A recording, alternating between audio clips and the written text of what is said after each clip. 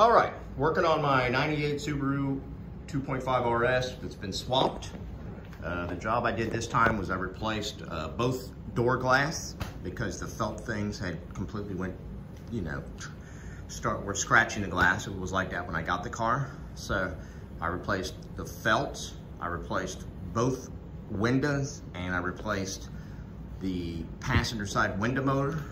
This video is gonna jump around a little bit, and so, but if you need hints on taking the door cards off, on taking the windows out, taking the regulator out, putting everything back together, this will be the video for you. So just skip ahead if you know what you want to see.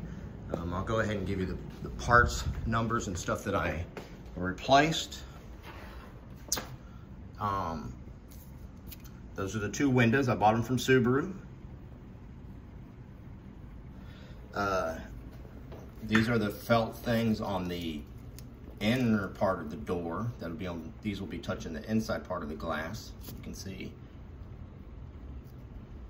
Now these might have been replaced at some point, but the window is already really scratched. So I'm going to imagine that somebody just replaced them. But see, like this one's pretty much, so the windows were real scratched. That's the two part numbers. They're kind of, in the door, so it keeps the door glass from wiggling around. This one's in the very rear of the door.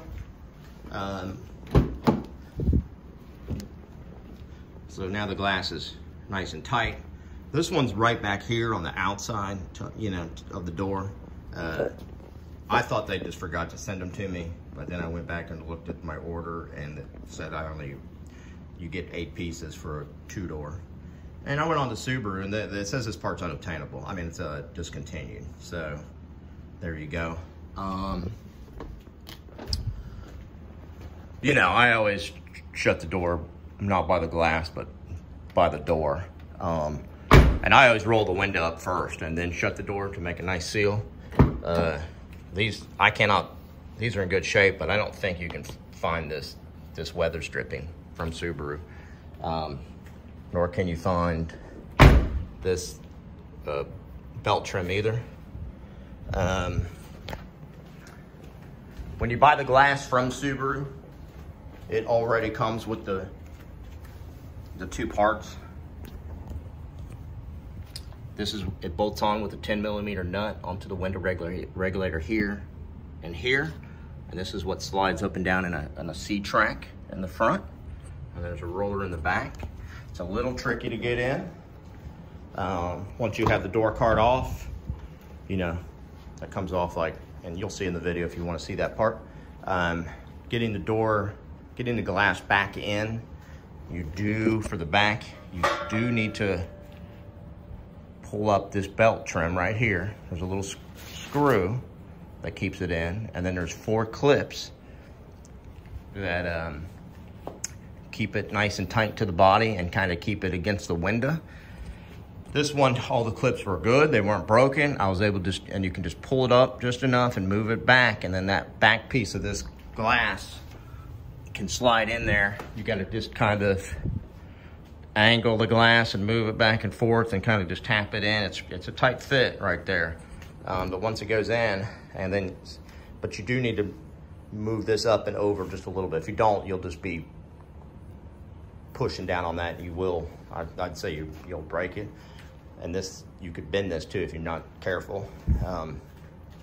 You want those clips to work properly, so you don't want to break them. I can't find the 4 clips that hold that on. I can't even find on Subaru's site. And if you do, these were already, I think, a little broken. I might have broke one, but you can see, or there's one missing actually, I think. You can see that this doesn't sit flush with the window when the window's up.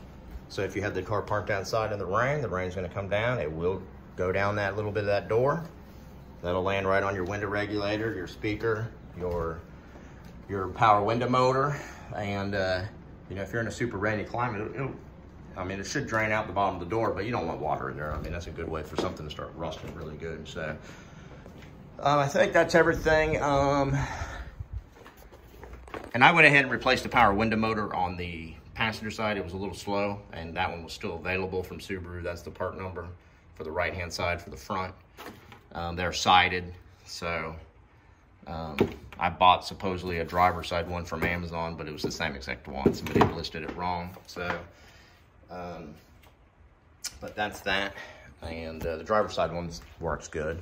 And I used a little lithium grease for the rollers and a little bit of this stuff right here for the window felt stuff in the door, so it goes up and down. And everything seems to be working nicely. So, so hopefully this helps somebody out. And good luck, guys. And you know, there'll be more to this video here, actually showing the work being done. I thought I'd just give a little overview at the beginning. So, good luck. So I'll take this in a few different videos and put it all together. Taking the door panel off is fairly simple. You don't even need to undo this screw. This piece right here just pops out. Flathead screwdriver underneath here pops out. Undo the plugs. Flathead screwdriver here and here, pop those two plastic pieces. Phillips screw, and then if you just reach from the bottom, it'll pop out. These doors have been off before, so and it'll pop off, and then you can just pull it up, and that'll be the door panel off, and then we'll pick up at the next place after that.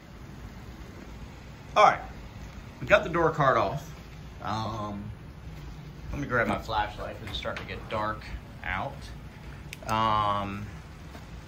So yeah, like we said, once you take those two screws off, you pull it off. It's got those snap push-in things. You pull it off from the bottom, you lift up from the top, and there you go. The door card's off. These are the felt items. I ordered them, like I said, from a place in Colorado that Bucky Lasik got them on, and he showed on his channel. And they send me 8 pieces, 4 for each door, and there's 2 different part numbers on each one.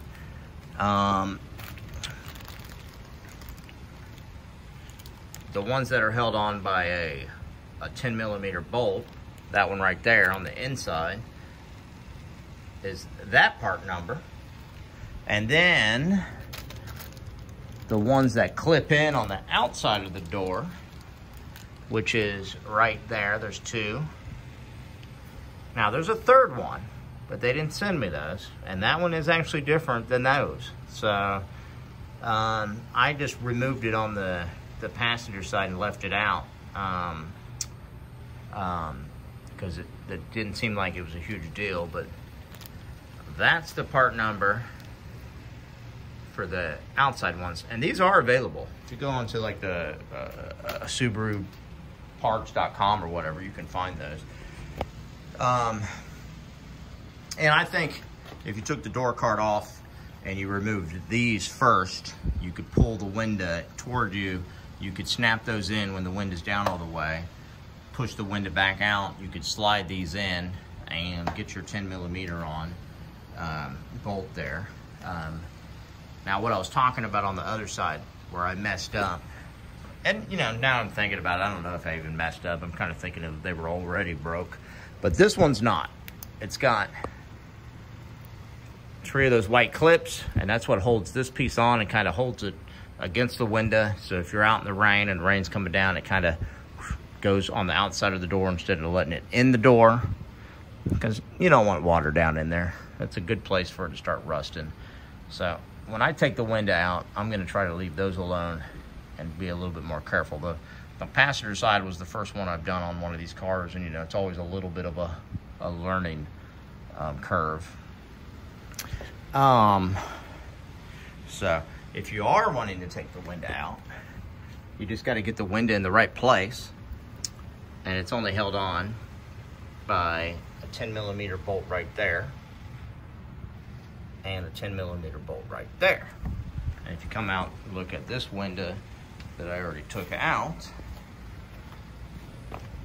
and if you buy the windows from Subaru, like I said, I think they're $250, $260 a piece plus shipping. You might even be able to just go buy them at Subaru and not pay the shipping, but that's the nut, 10 millimeter that goes on there. And there, this piece right here slides into a track, like a C channel. It goes in. And then on this back one, it's got a roller that goes into more like a, not a C channel, but a, you know, what you'd expect to, kind of like what the window regulator rollers move around in. So, and once you undo those, you can start pulling the window up. And I would suggest having these off for sure, and probably even popping off the inside ones to give you room, because the window has to come out. The front piece has to come out. See how that piece is a little more open than over here, over there. And the same thing over here.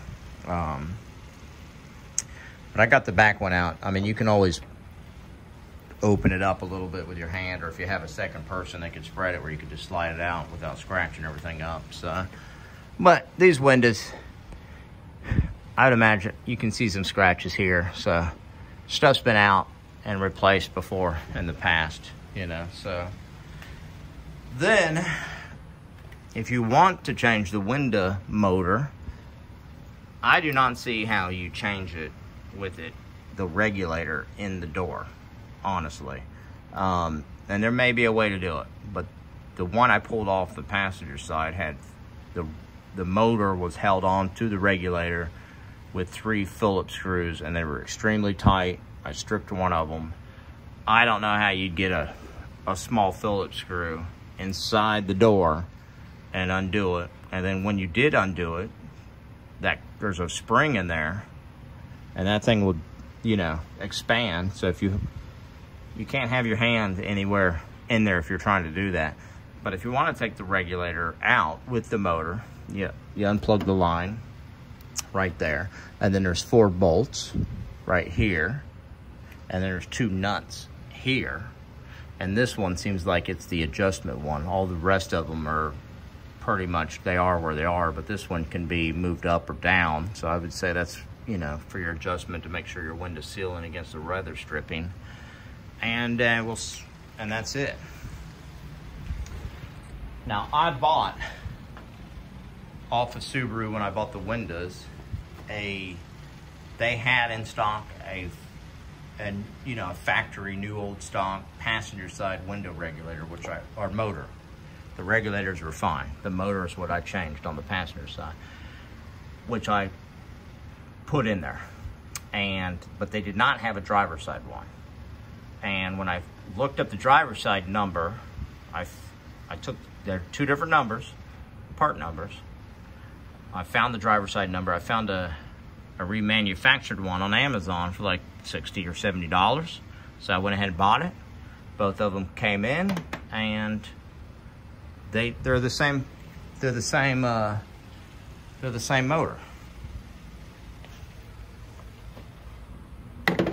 That one was off of the passenger side. So did they use the same motor on both sides, driver's side and passenger side? I don't know. It kind of seems like, if you look at that, it looks like they did.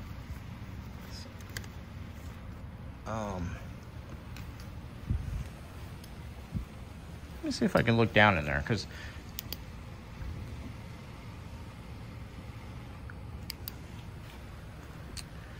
you know what, though? I'm thinking that I might have made a mistake. I think the motor is supposed to be like that on the driver's side, and that they just had it listed wrong. We're gonna find out. I'm not gonna take that regulator out unless I know for sure, just to find out. So, but just looking down through the door, I think it should be like that, and we're gonna find out here. Luckily, the window regulator motor still works fine. I was just gonna replace it with a new one while I had everything apart, because you know how it is.